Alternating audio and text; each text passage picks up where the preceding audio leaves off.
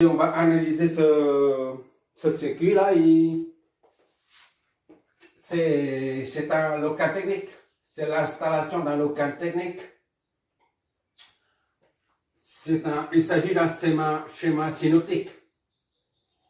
Là, c'est une ampoule, ce sont des éclairages, d'accord? Ici, c'est pareil, là, c'est pareil.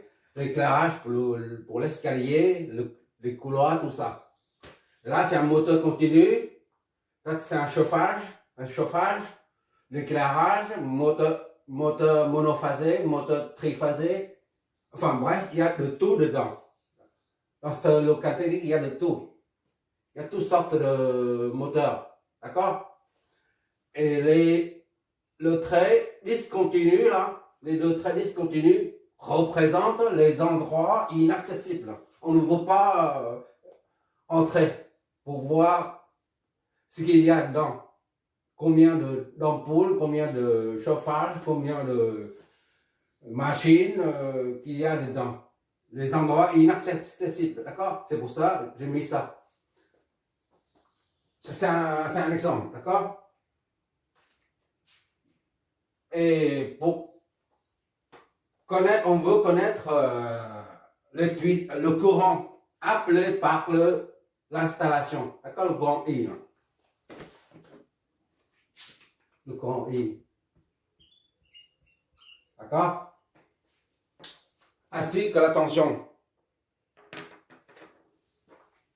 Ici. Et pour ça, on vient mettre un wattmètre. Ça, normalement, il y a deux wattmètres. On mesure toujours avec 2 wattmètres, mais là, j'ai mis un seul pour illustrer. Hein. On n'a pas assez de place. Voilà. Maintenant, les relevés nous donnent les valeurs suivantes. Les relevés effectués par les 2 wattmètres, mesurés par 2 wattmètres. Une puissance apparente totale de l'installation est de 12 kVA, 12 000 VA. Et un facteur puissance cosinus phi est égal à 78 en retard. En retard, on verra ce que ça signifie. Et la tension mesurée aux bornes de l'installation, c'est ça.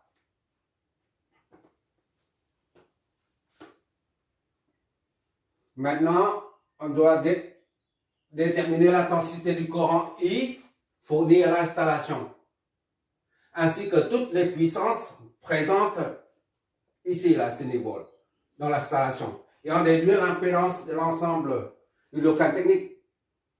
D'habitude, comme dans les exos précédentes, on partait de l'impédance, on trouve la face de l'impédance, l'angle de face de l'impédance, et on remonte pour trouver la tension des phasages, tout ça, et la puissance, et les puissances. Mais maintenant, là, pour cette installation, on ne connaît rien du tout. Il n'y a pas on ne connaît pas la résistance des ampoules, des éclairages, ni des chauffages, ni des moteurs. Les inductances, les moteurs, on ne les connaît pas. D'accord?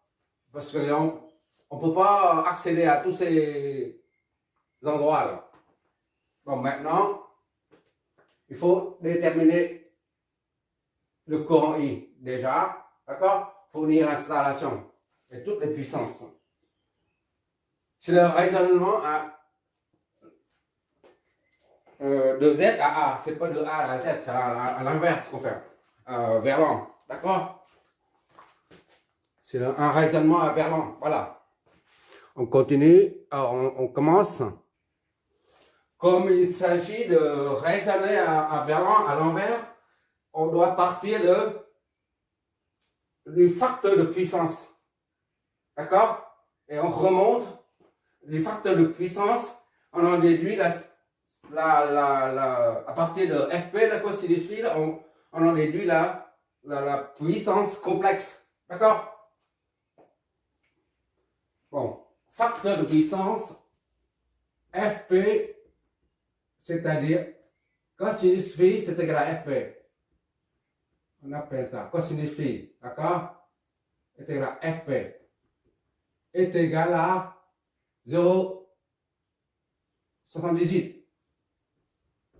Il n'y a pas d'analyse via la méthode nodale, il n'y a pas de vecteur, il n'y a pas de sens du Coran ni sens de la flèche tension.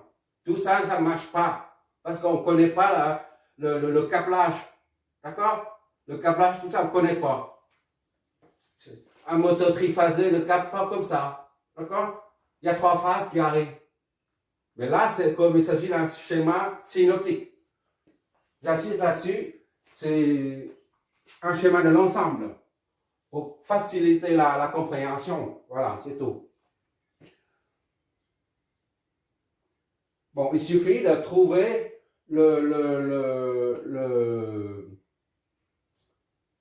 l'angle phi-somme. Tu vois toujours, ok, tu vois, ok.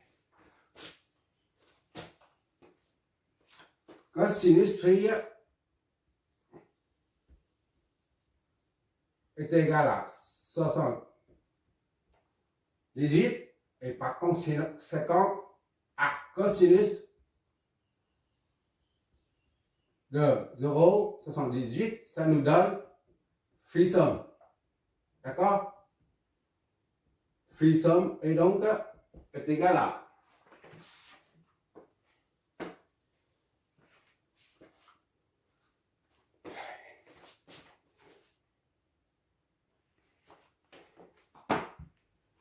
là, j'ai saisi à cosinus, d'accord?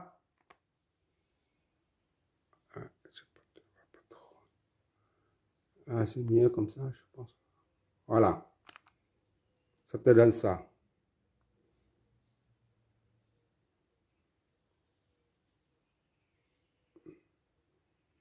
Trente. Lequel? D'accord? 38 virgule degrés. Voilà.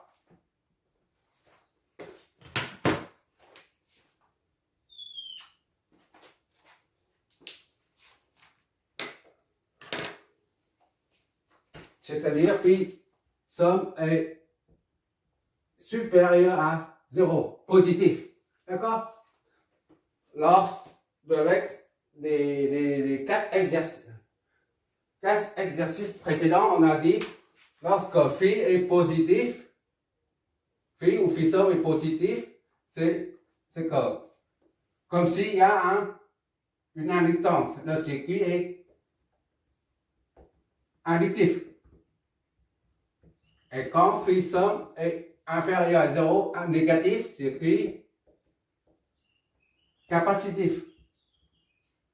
Capacitif. D'accord?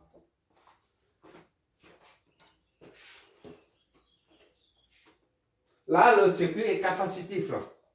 D'accord?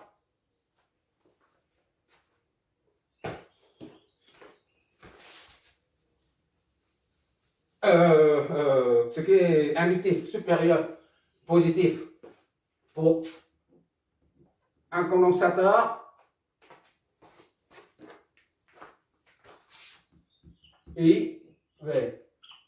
Pour une bobine, inductance, I, V. D'accord? Nous, on a affaire à un phi qui est positif. Ça signifie le courant est en retard. La tension est en avant. D'accord? Ça signifie là, pour une bobine, la tension est en avant. En avance. Et le courant est en retard. Donc, ça c'est positif. Si on prend l'axe comme ça, phi, c'est égal à 0 ici. Ça c'est phi positif. D'accord? Donc, l'installation est inductive. C'est la première information qu'on connaît. Voilà.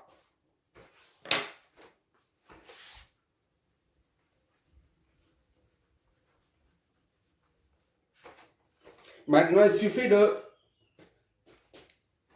utiliser ça pour évaluer la puissance complexe de l'installation. D'accord? Avant de continuer, il faut préciser une chose. Quand on relève un facteur de puissance et l'appareil nous dit le facteur est en retard ou en avance, ça signifie qu'il s'agit du courant. C'est toujours, d'accord? Le courant qui est en retard par rapport à la tension ou le courant qui est en avance par rapport à la tension. En retard ou en avance, c'est toujours par rapport à la tension. D'accord? C'est juste une précision. Donc, mais quand c'est en retard, il s'agit on vient de montrer, quand il s'agit d'un retard, c'est-à-dire il s'agit d'une inductance. Pour une inductance, la tension est en avance. Le courant est en retard. Pour un condensateur, alors là, si c'est un condensateur, on est en avance. C'est-à-dire le courant est en avance par rapport à la tension. D'accord? Là, c'est puisque phi somme, c'est-à-dire phi de l'ensemble de l'installation est positif, ça implique circuit inductif. D'accord? Ou installation inductive. C'est la même chose.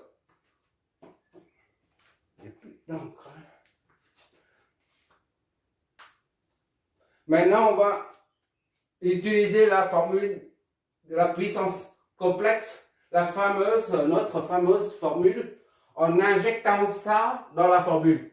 D'accord? En injectant ce qu'on vient de trouver dans la formule. S aux bornes, hein, on ne met pas 1, 2, juste S, il y a une seule. V, ici c'est ça. Fois I, d'accord? Sur 2. Ça, c'est la formule générale.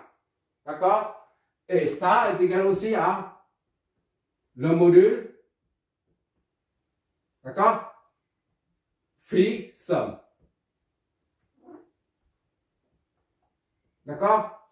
Or, le module, c'est aussi la puissance apparente. La puissance apparente fois phi somme. Pourquoi? Juste un rappel. S pour une tension. S pour une tension V, par exemple, module est égal à V max. D'accord? Ça, c'est V max. D'accord? Or, V efficace est égal à V max sur racine de 2. C'est-à-dire, V efficace est égal à V, ça, le module sur racine de 2. D'accord?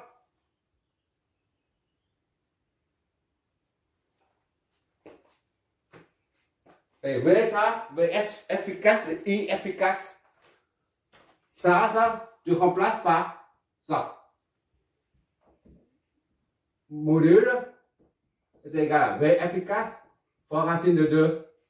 D'accord? Et le I là, le I c'est pareil. C'est I efficace racine de 2. D'accord? Voilà. Bon, ça tu vois toujours. Okay. Et S est égal à, en termes de module, VI. D'accord? Prends le module, pas de phase, hein, on prend pas de phase. Bon. Donc c'est V efficace, racine de 2, d'accord? I efficace, racine de 2, tout ça sur 2. 2, racine de 2, ça fait 2. Divisé par 2, ça fait 1. V efficace, I efficace. Il nous reste I efficace. Ce qui fait la puissance apparente. D'accord? C'est juste un dernier rappel. Et après, on fera jamais plus ça.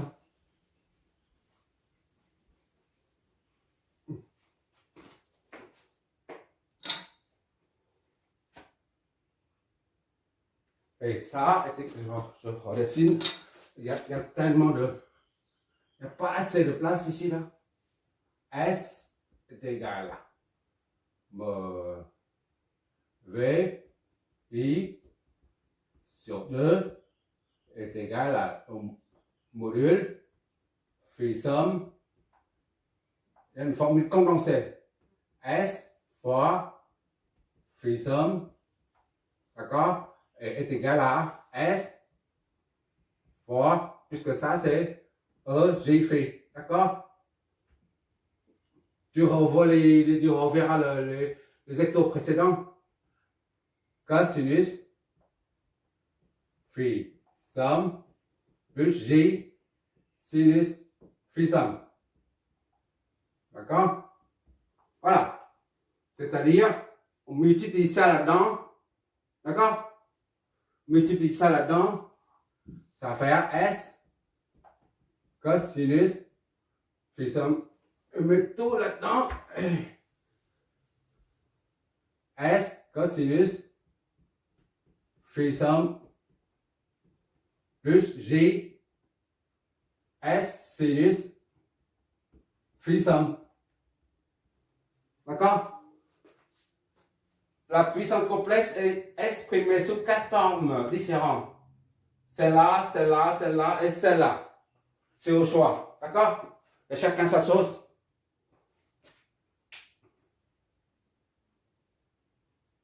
Bon, il suffit de injecter dedans pour trouver la puissance complexe. D'accord? S, on connaît là, la puissance apparente. La puissance apparente, c'est 12 000 var. D'accord? S correspond à 12 000 var. Et le phi somme, là, c'est, on vient juste de trouver. Soit S de l'installation, là, est égal à S. S, c'est combien? S, c'est 12 000. 12 000 fois cosinus de phi somme.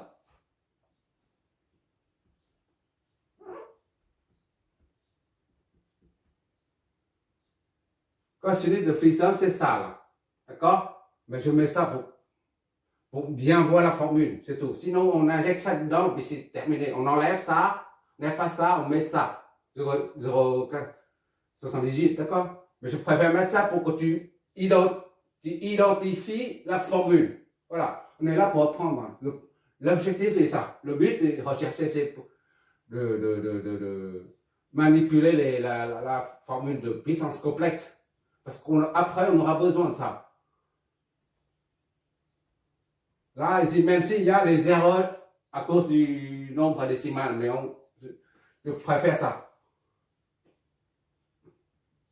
Plus J, S, c'est 12 000, d'accord, fois sinus de ça.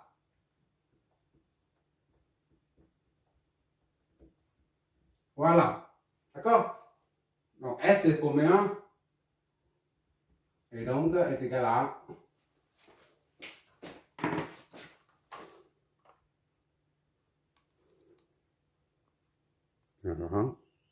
pourquoi on ne voit pas? Oui, 12 000 fois cosinus.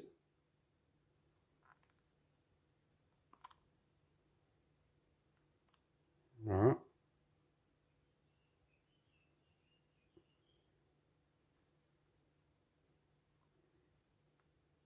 Oui. Voilà.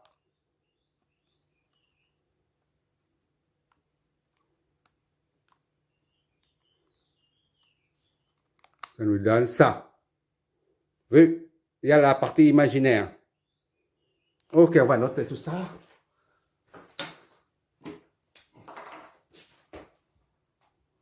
7, 9, 60.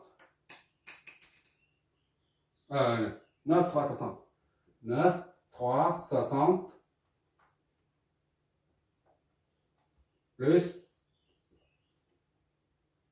7, 5, 0, 9. 7, 5, 0, 9. Je j'oublie quelques poussières, d'accord? 35 G. Voilà.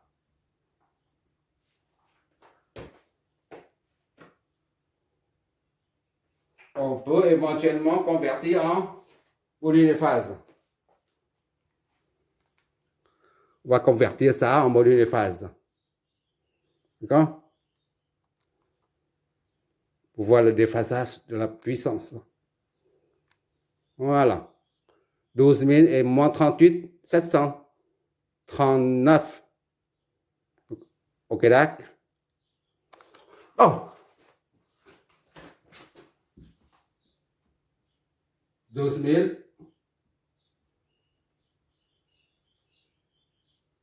Je mets 3 virgules seulement, il y en a trop.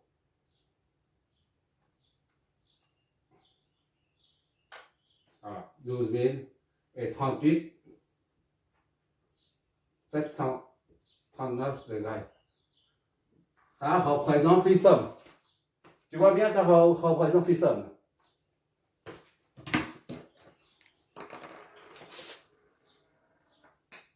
C'est en var, ça. Volt ampère. Ça. Et ça, c'est la partie réelle de la puissance complexe. Ça représente P, puissance moyenne ou puissance active. C'est la même chose. P active, d'accord? 9, 3, 60. Ce sont des watts. Et ça, c'est la partie imaginaire. Comme il s'agit d'un plus, c'est-à-dire il s'agit de la puissance reçue. D'accord? Vu qu'on utilise tout le temps la convention de récepteur. D'accord? Le courant entrant, c'est positif. Et par conséquent, la puissance entrant qui passe par la bobine, passe par un élément récepteur qui est positif. Si la puissance est positive aussi, c'est-à-dire que la puissance est absorbée par l'élément en question. D'accord? Q est égal à 7,509. Allez. Bon. 9. Volt ampère réactif. Puissance réactive. Voilà.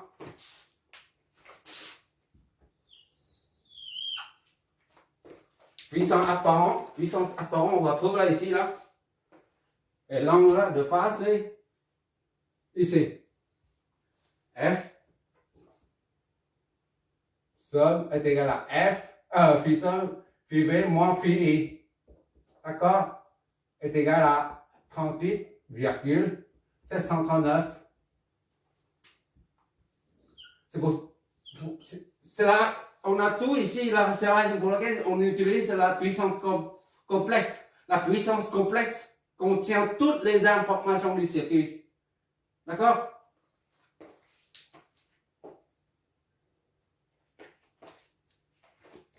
Maintenant, il faut en déduire le courant. On en déduit le courant I. Là.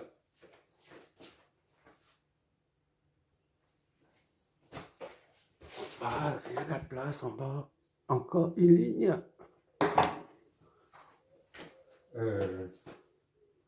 On part d'ici pour en déduire I, d'accord? S est égal à V fois I sur 2. D'accord? Donc, I complexe conjugué est égal à 2S, d'accord? Sur V. D'accord?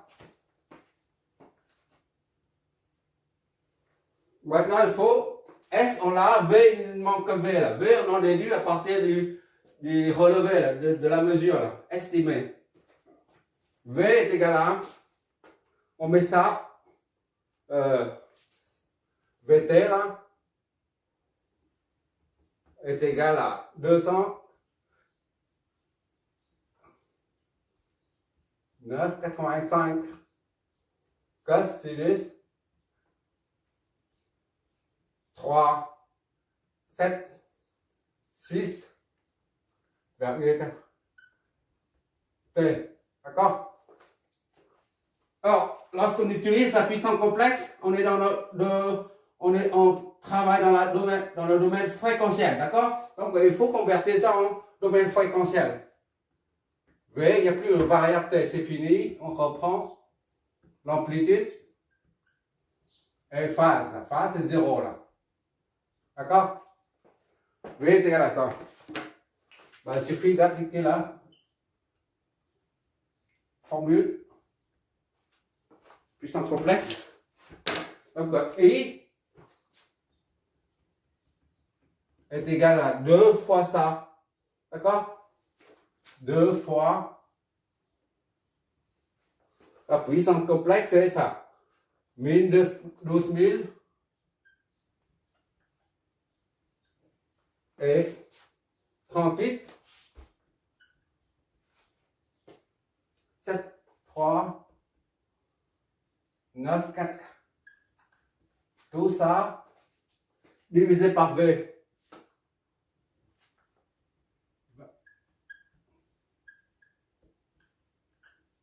Zéro. D'accord? Qu'est-ce que ça nous donne?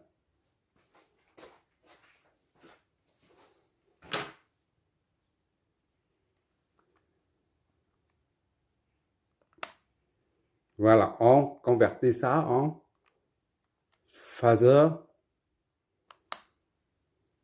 80, 81, 38, 739. OK. Donc ça, c'est I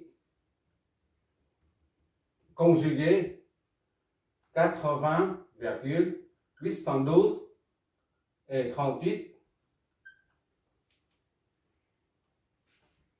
739 degrés. Voilà. Ben, à partir de là, on en déduit le courant I. D'accord? L'opposé de ça, I conjugué, I est égal à I phi. T'es d'accord? F. I conjugué est égal à ça fois moins phi. Et maintenant, tu fais une deuxième fois.